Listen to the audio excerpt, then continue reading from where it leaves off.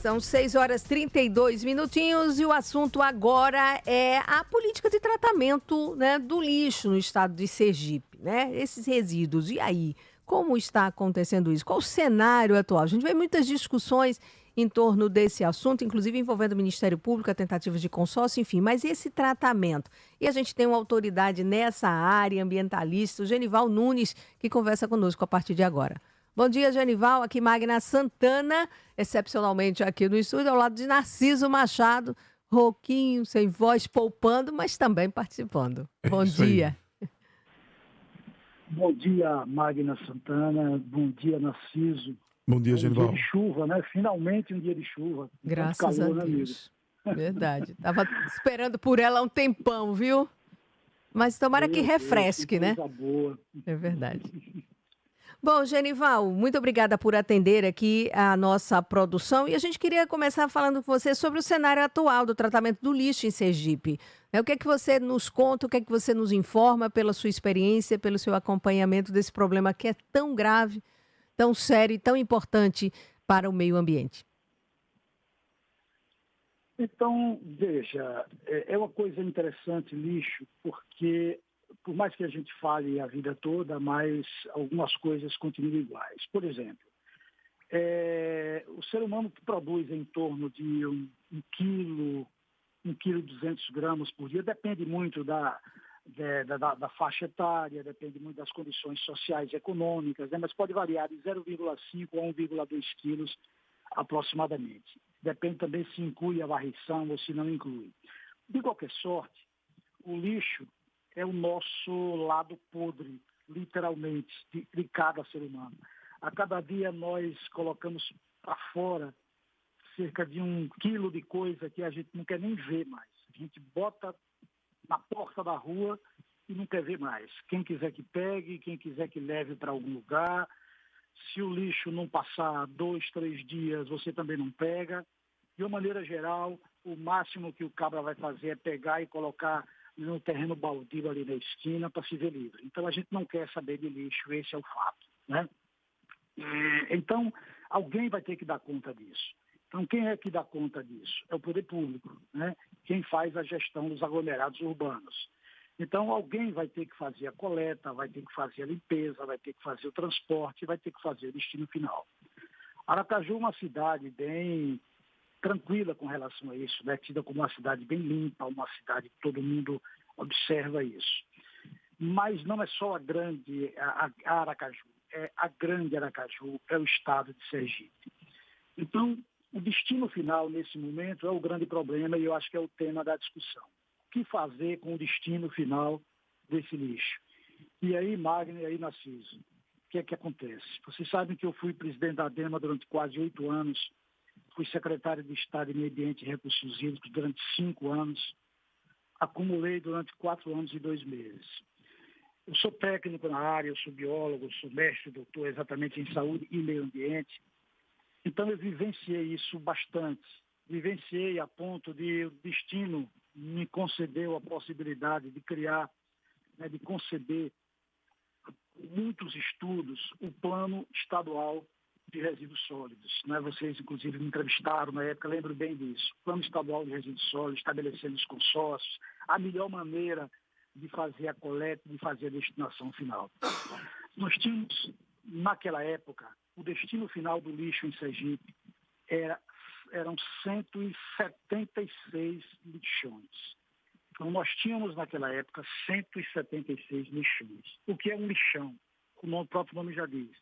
É o caminhão pegar o lixo e simplesmente depositar em um canto qualquer que a prefeitura entendia que era o melhor local. Normalmente era uma baixada, muitas vezes perto de algum riacho, comprometendo o riacho, comprometendo o lençol, mau cheiro, o fogo espontâneo ou queimado. Normalmente o catador às vezes queimava para poder aparecer o material reciclável, queima a matéria orgânica por cima para aparecer o material reciclado. E nós convivemos com isso a vida toda. Até que, depois do ano 2010, apareceu uma empresa que tinha interesse em construir um aterro sanitário. Bom, era o sonho de todo sergipano ter um aterro sanitário, porque ninguém aguentava mais essa característica da Idade Média, essa característica do início da Revolução Industrial, de ter o lixo jogado no monturo, como a gente dizia. Então aparece uma empresa e essa empresa investe no lixo, investe na deposição do lixo, né?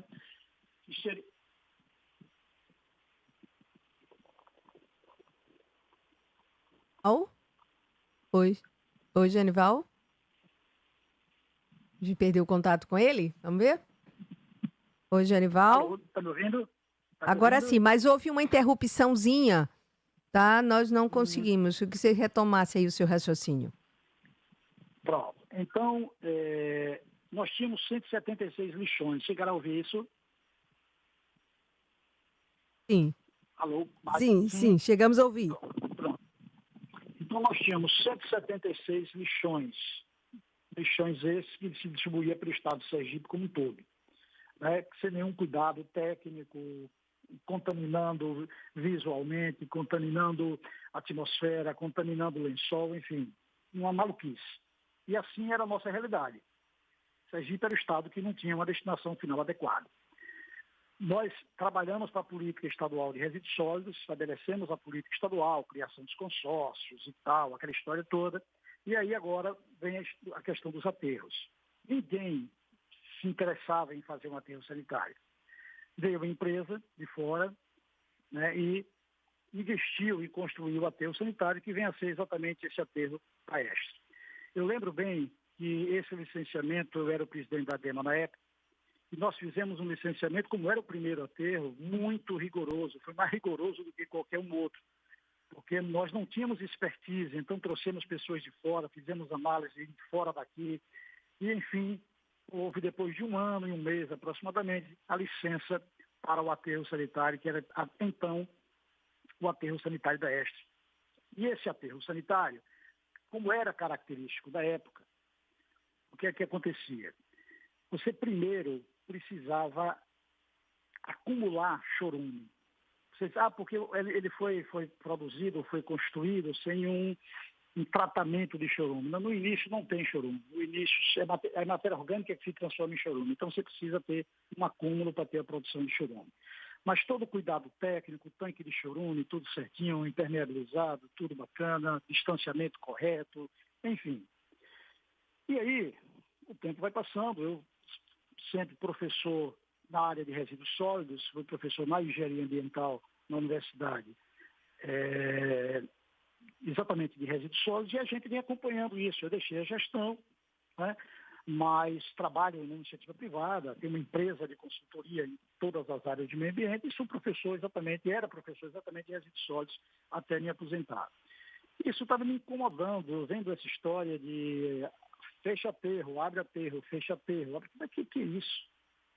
O que está acontecendo finalmente com tudo aquilo que a gente licenciou com tanto rigor, né?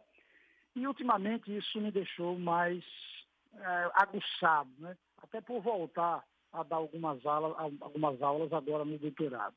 E aí, então, eu fui fazer uma visita ao aterro, aquele que nós licenciamos na época, para ver as condições atuais desse aterro e qual era o sentido real de alguém querer interditar o aterro e por que não havia a concessão da renovação da licença, né, de operação. E aí, qual é a minha surpresa? Ao encontrar um aterro maduro, um aterro já com 11 anos de idade e com mais 20 anos ainda de possibilidade de vida, porque é interessante que se diga na CISO e Magna, quando você licencia um aterro sanitário, você licencia no mínimo, para 20 anos de atividade. Mas, claro que o cara que faz um investimento desse não vai querer só 20 anos, vai querer 30, 35 anos, né? E para isso ele pode acelerar o processo, né? Ou você ter área suficiente para isso. Pois bem, e aí vou observar o aterro, né? Fui lá, entrei para ver o aterro e vi um aterro maduro, um aterro consolidado, um aterro com suas células, já me parece que no 8º ponto, um aterro com os taludes perfeitamente consolidados, tecnicamente funcionando com suas bermas, com a sua drenagem, né, de lixiviado, porque é importante. Se você fizer um aterro mal feito, a chuva como essa que deu hoje, rola tudo para baixo, despenca, imagina esse lixo despencando e jogando por tudo que é lugar. Então, um aterro mal feito poderia levar a isso. Então, esse é um aterro consolidado de 11 anos, nunca aconteceu isso. Procurei o histórico deles lá, com toda a drenagem de lixiviação de água, porque é um efeito físico muito cruel, perfeito, descendo pelos canais de drenagem, acumulando lá nos tanques de acúmulo, sem nenhum problema. Participei, fiquei olhando a operação, vi o lixo chegando, vi o lixo sendo compactado, vi o lixo sendo recoberto, que é outra coisa extremamente importante. O lixo ele tem que ser compactado todo dia e tem que ser coberto todo dia e tem que ser coberto com material perfeito, não pode ser com qualquer coisa. Você não pode inventar uma cobertura. Então, vi a operação, estava lá e vendo o caminhão chegando, operando, descendo e tudo mais. E a minha surpresa foi com relação ao chorume. Ora, com 11 anos, um aterro desse, ele tem uma produção de chorume. O chorume, para explicar para o seu ouvinte, é aquele caldo amarelo que a gente encontra no lixo quando deixa ele no canto. Aquele caldo amarelo, ele é resultante da decomposição da matéria orgânica que a gente jogou a vida toda no lixo. E o lixo, ele tem pelo menos de 50% a 55% de matéria orgânica, qualquer lixo. Então, o que é que acontece com esse chorume? Se ele não for bem operado, se ele estiver simplesmente dentro de uma vala, com uma chuva dessa, esse chorume pode extravasar. Então, vamos imaginar que você guardou esse chorume numa vala aberta e chove como choveu hoje. Você não tem como conter a entrada de água ali dentro, essa água vai misturar com o chorume e pode extravasar aquela lagoa que você trazendo danos ao próprio meio ambiente, né? Pois é. E aí escorrer e contaminar toda a região. Agora, Genival, uma pergunta. Esse aterro que você visitou em Rosário, ele recebe o título de Ecoparque. O que é que diferencia ele de outros aterros? Pois é, um dos motivos, Narciso, muito providencial a sua pergunta, é exatamente esse, que ele pega esse chorume que ficaria acumulado em tanque e que poderia correr esse risco. Esse chorume vai para uma lagoa de contenção. A partir dela, ele é bombeado para um sistema. Então, é um investimento que eu pude perceber lá, um equipamento moderníssimo, né, onde esse chorume entra e, através de um processo chamado de osmose reversa, o lodo fica e a água passa. A água sai branquinha. Claro que não é uma água potável, mas é uma água para usos menos nobres, como, por exemplo, tem estrada, tem areia, então você pode jogar essa água ali, no lugar de estar pegando água de poço e retirando dos lençóis, você estaria reusando essa água. Tá certo? Está me ouvindo bem? Perfeito, lhe ouvindo. Então você estaria... Então, o fato de pegar um chorume extremamente poluente, com uma demanda bioquímica de oxigênio altíssima, com contaminantes como metal pesado, nitrato, nitrito, fosfato, bem característico de chorume, além de metal pesado, você está pegando tudo isso nesse sistema que eles implantaram, e eu fiquei muito feliz em ver isso. Então você pega, bombeia esse chorume, ele passa por dentro de um sistema bem grande lá, um processo chamado de osmose reversa, aí fica o lodo de um lado e uso, a reutilização daquilo que não prestava. Existe aqui em Sergipe algum outro modelo igual a esse de Rosário? Não tem. Então, foi um investimento que eu fiquei assim, poxa, na época que nós licenciamos não tinha isso, quer dizer, algo extremamente atual, extremamente moderno, é coisa de ponta. O mundo não tem aterro sanitário? Tem aterro sanitário, sim. Eu estive nos Estados Unidos, inclusive, na década de 90, visitando exatamente aterro sanitário, que ia durar 30 anos na frente. Então, claro que uma das opções ainda é aterro sanitário. Investir em plasma, investir em pirólise é extremamente caro e requer uma complexidade muito grande. Então, este é um exemplo de reutilização muito interessante, único em Sergipe, um dos únicos do Nordeste e um exemplo no Brasil. É um exemplo no Brasil. Esse é um dos motivos do Ecoparque. Mas tem mais, Narciso, o que eu olhei, eu achei muito interessante. Outro problema muito comum de aterros é a emissão de gás. Você sabe, Magna sabe também muito bem, e os ouvintes da França seguramente, que nós vivemos uma época muito ruim. Acredito que nunca a temperatura de Aracaju esteve nos níveis que nós estamos. Todos nós sentimos isso. Nós tivemos temperaturas aqui de mais de 40 graus. O efeito estufa é real. É real, não é brincadeira. E o que é que um aterro sanitário tem a ver com isso? Tem muito a ver com isso. A emissão de gás metano que sai, é um gás que sai de dentro do lixão. É um gás que, você já ouviu falar que tem aterros sanitários que até explodem. Explosões espontâneas ou induzidas. Então, as bactérias estão decompondo essa matéria orgânica ali. Você imagine 1,2, 1.200 toneladas dia de resíduos sendo colocado lá.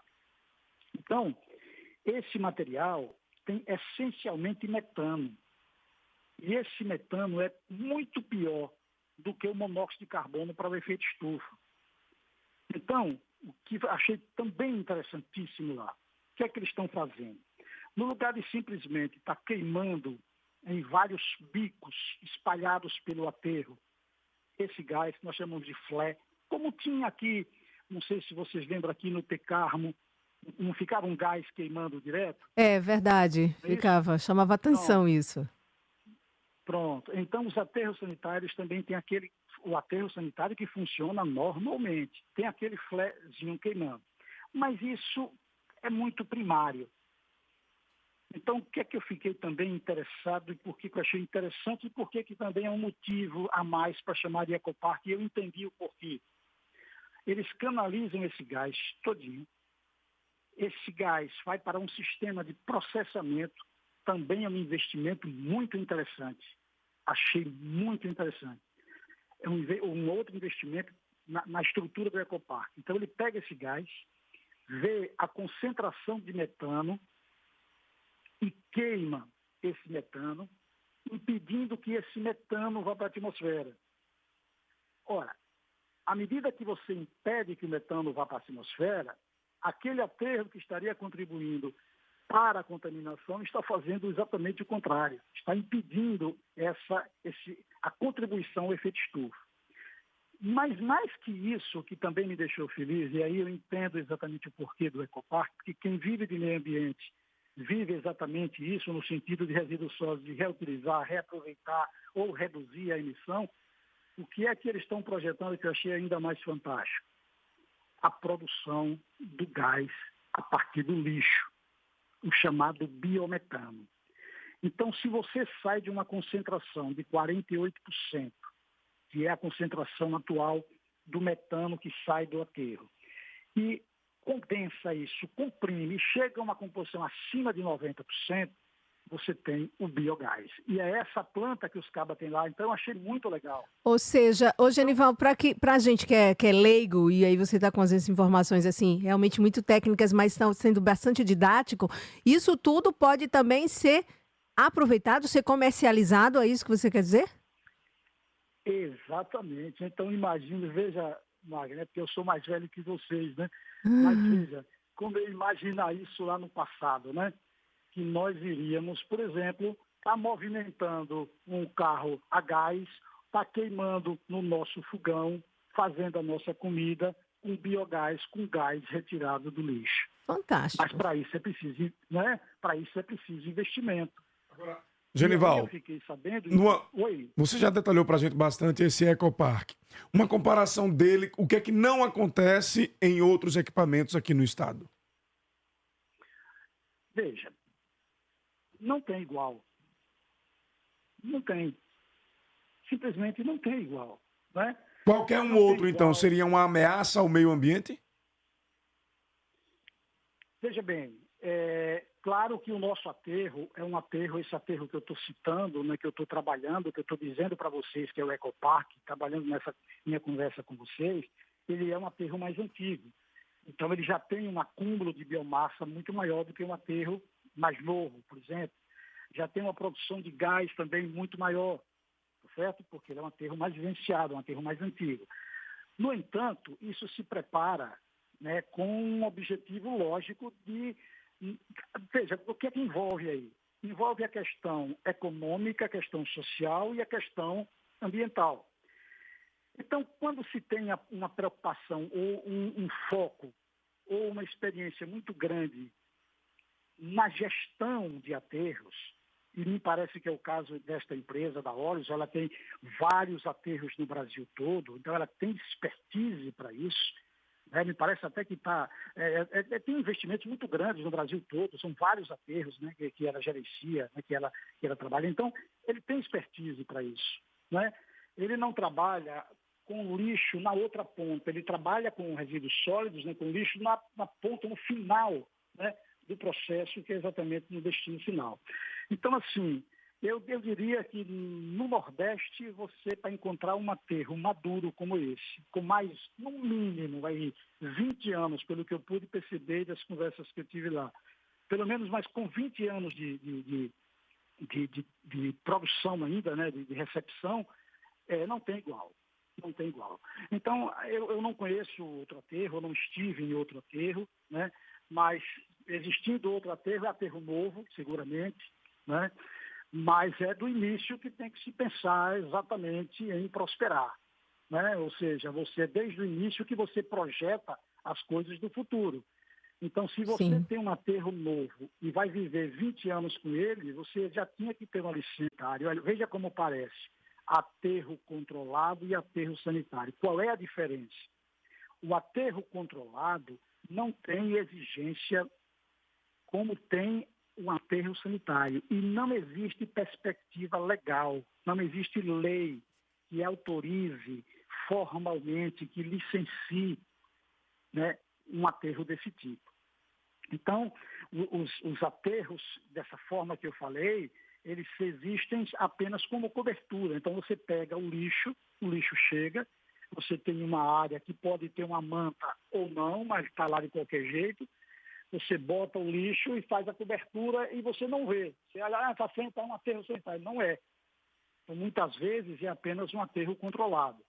Não estou dizendo exatamente que alguém faça isso, mas é preciso que tenha essa expertise, né? É preciso que tenha esse olhar. Para quem é técnico, tem esse olhar.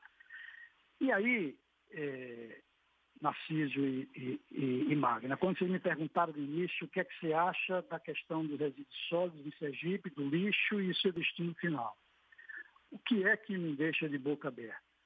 É que por que este aterro está sofrendo com interdições e com dificuldade de renovação da licença?